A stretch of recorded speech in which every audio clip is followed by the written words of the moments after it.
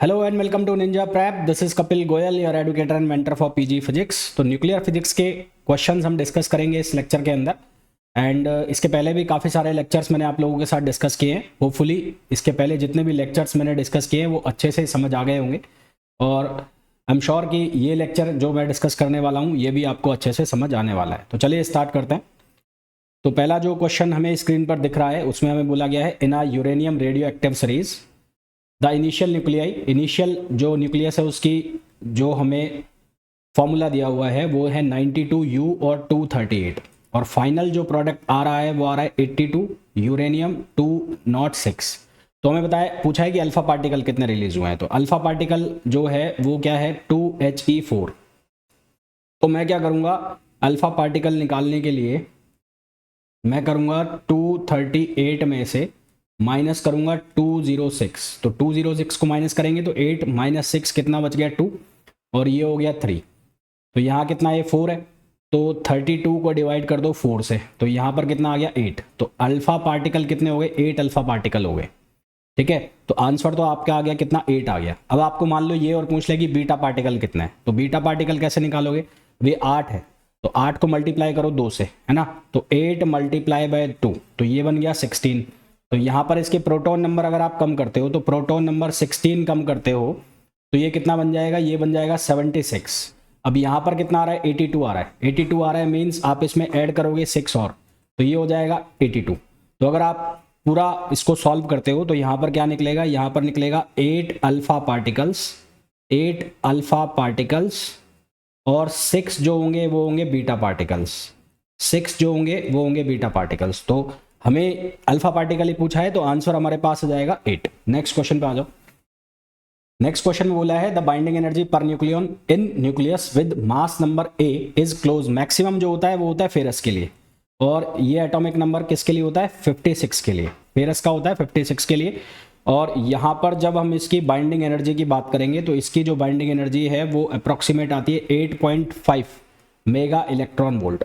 यदि मैं atomic number 180 के ऊपर जाता हूँ तो ये जो बाइंडिंग एनर्जी है डिक्रीज होना स्टार्ट हो जाती है, और उसके बाद ये जो बाइंडिंग एनर्जी है 180 के ऊपर जाता हूँ तो वहाँ जाके लगभग इसकी वैल्यू आती है 7.5 मेगा इलेक्ट्रॉन वोल्ट। ठीक है, 7.5 मेगा इलेक्ट्रॉन वोल्ट।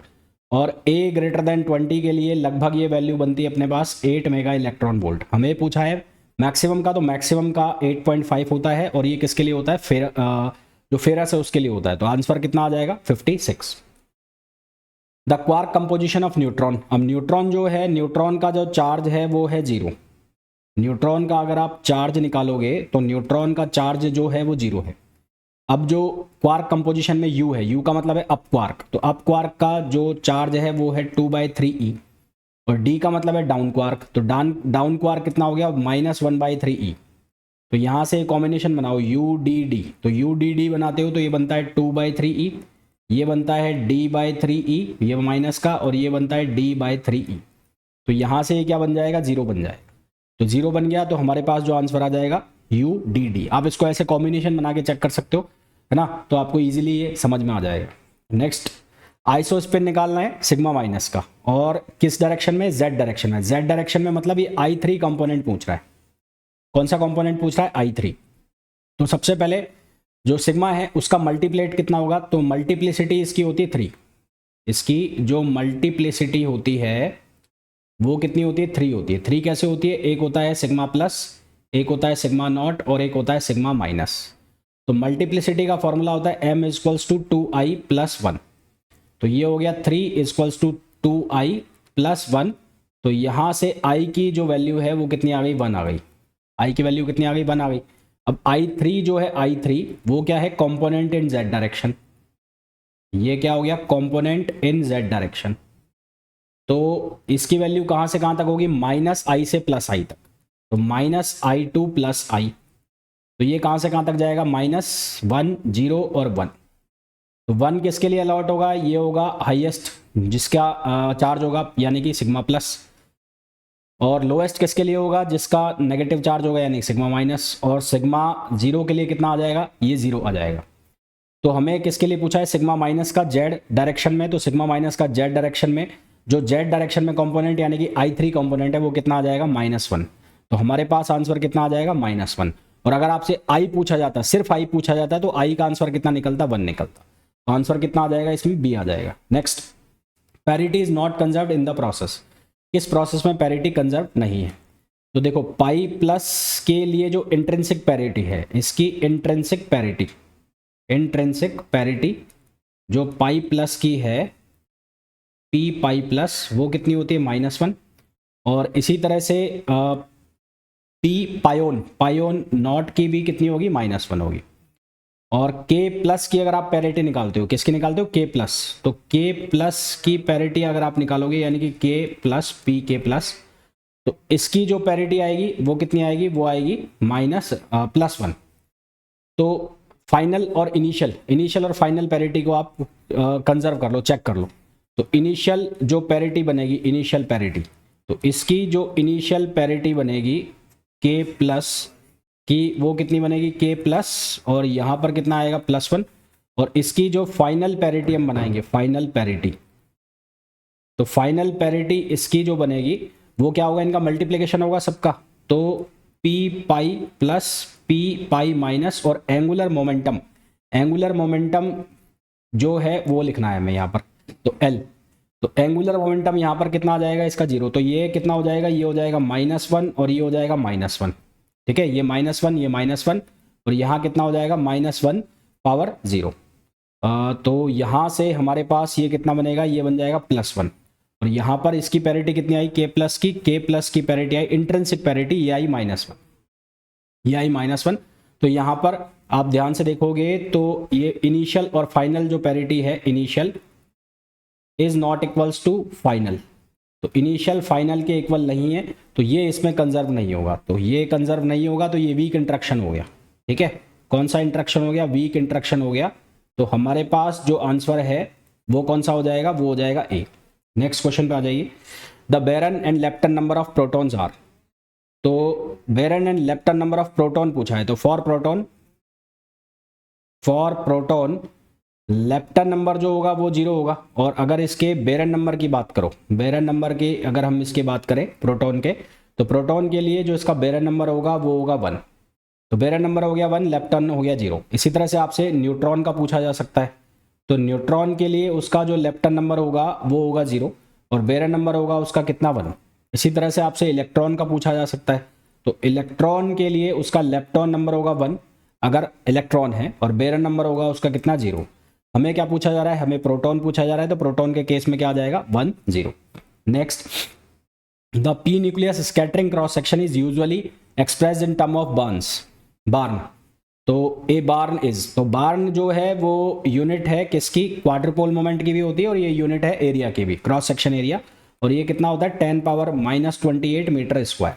तो आंसर हमारे पास क्या आ जाएगा, सी आ जाएगा। Next, the nuclei 14C614 half life दे रखिए, तो टी हाफ की वैल्यू होगी 5700, टोटल टाइम जो है वो है 3 × 5700।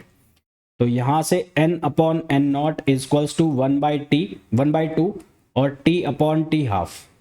तो n/n0 की वैल्यू कितनी हो गई है, n0 की वैल्यू हो गई 200, और ये हो गया 1/2, और t की वैल्यू कितनी है 3 × 5700, और t हाफ की वैल्यू है 570, तो ये कैंसिल हो गया यहाँ से।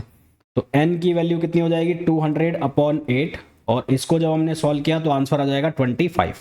तो आंसर कितना आ जाएगा, 25 आ जाएगा। Next, when an electron and alpha particle are accelerated, तो वेलोसिटी का रेशो बताना है। तो पहले मैं लिख देता हूँ इलेक्ट्रॉन के लिए, तो हाफ एम ई मतलब इलेक्ट्रॉन, VE² और इंटू Q इंटू V, इसको लिख दिया मैंने इक्वेशन फर्स्ट। फिर मैं लिख दूंगा प्रोटॉन के लिए MP, ये लिख दिया मैंने VP², ये QV, और ये इक्वेशन 2। 1 को 2 से डिवाइड कर दो, तो ये बनेगा MEVE² अपॉन MPVP², और ये 1 हो गया। तो यहाँ से VE/VP² इक्वल्स टू हो जाएगा MP/ME। अब MP यानी कि मास ऑफ प्रोटॉन 1836 टाइम्स ज़्यादा होता है, तो ये आ जाएगा 1836, और यहाँ से VE/VP वो आ जाएगा √1836। तो अप्रॉक्सीमेट आंसर जो हो जाएगा वो हो जाएगा 1830 और इसका रूट। तो आंसर हमारे पास कौन सा आ जाएगा, बी आ जाएगा। Next, the Fermi theory of beta decay, Kurie plots are almost. तो क्यूरी प्लॉट्स जो होते हैं वो ऑलमोस्ट स्ट्रेट लाइन होता है फर्मी डिके के लिए। तो क्यूरी प्लॉट किस लिए बनाया जाता है? Is use to analyse the energy spectrum. Energy spectrum जो बीटा जो पार्टिकल है उसमें जो एनर्जी स्पेक्ट्रम होता है एमिटेड बीटा पार्टिकल का, उसके लिए क्यूरी प्लॉट बनाया जाता है और ये एंड पॉइंट एनर्जी को फाइंड आउट करने के लिए यूज होता है। तो मैं यहाँ लिख भी देता हूँ, it is used to analyse the energy spectrum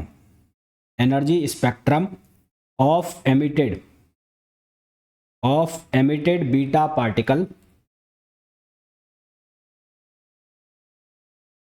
particles और एंड पॉइंट एनर्जी जो है वो इसी बीटा पार्टिकल का जो कंटिन्यूअस स्पेक्ट्रम बनता है उसी में बनती है, एंड पॉइंट एनर्जी। तो ये जो लाइन बनेगी कैसी बनेगी? Straight line. तो आंसर क्या आ जाएगा? स्ट्रेट लाइन आ जाएगा। Next, Fermi theory of beta decay provides indirect evidence of existence of. तो बीटा डिके जो है वो एग्जिस्टेंस बताता है न्यूट्रिनो और एंटी न्यूट्रिनो का। क्यों? क्योंकि यहाँ पर वायलेशन होता है, वायलेशन ऑफ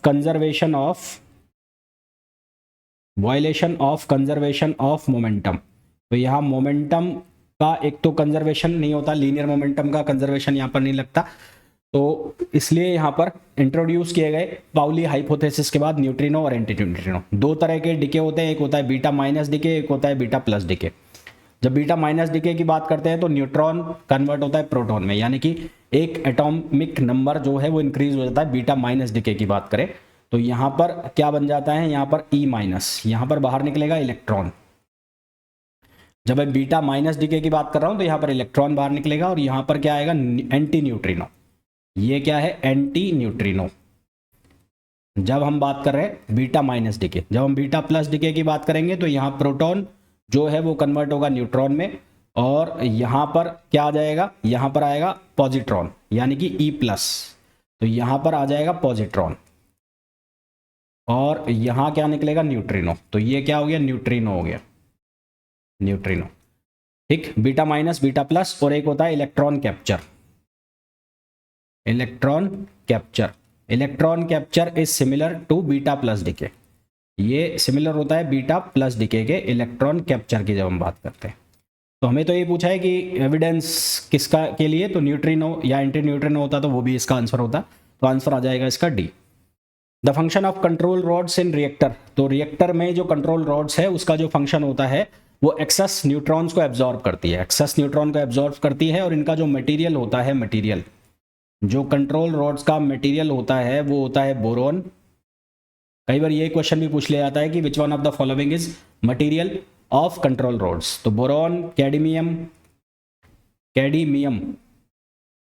इसका मटेरियल होता है और इसके अलावा हाफनियम इसका मटेरियल होता है। ज़्यादातर ये दोनों पूछे जाते हैं जो कंट्रोल रॉड के फॉर्म में पूछे जाते हैं। Next, in any nuclear reaction the reactant and the resultant must always be conformity with the law of conservation of charge and mass number। Charge number और मास नंबर उनके conserve होने चाहिए। Next, the radiant energy of sun. जो sun के अंदर जो energy है वो न्यूक्लियर फ्यूजन से होती है, आप लोगों ने पढ़ा भी होगा। जो हाइड्रोजन जो एटम्स है, हाइड्रोजन मॉलिक्यूल्स है, वो फ्यूज का मतलब है कंबाइंड होते हैं और हीलियम बनाते हैं, तो वो न्यूक्लियर फ्यूजन में होता है, न्यूक्लियर फ्यूजन। तो सन के अंदर जो आएगी वो न्यूक्लियर फ्यूजन आएगी। फिर आओ नेक्स्ट क्वेश्चन पे। पोटेंशियल, ये एक पोटेंशियल हमें शो की गई है, तो ये किसका पोटेंशियल है? देखो यहाँ पर अगर ये सिर्फ ऐसे होता V equals to V naught minus E power minus R upon R naught, तो ये होता एक्सपोनेंशियल, ये होता एक्सपोनेंशियल पोटेंशियल। और अगर ये ऐसे होता V equals to minus V naught E power minus R square upon R naught square, है ना, यहाँ होता V naught E power R square minus का अपॉन आर नॉट स्क्वायर, तो ये होता हमारे पास गाउजियन।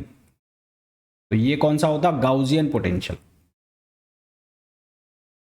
और अगर हम ये लिख रहे हैं V equals to minus V naught E power minus R upon R naught upon R naught, तो ये कौन सा होगा? ये होगा यूकावा पोटेंशियल। ये कौन सा होगा, युकावा पोटेंशियल हो। तो हमें ये पूछा है तो आंसर क्या आ जाएगा हमारे पास, युकावा पोटेंशियल।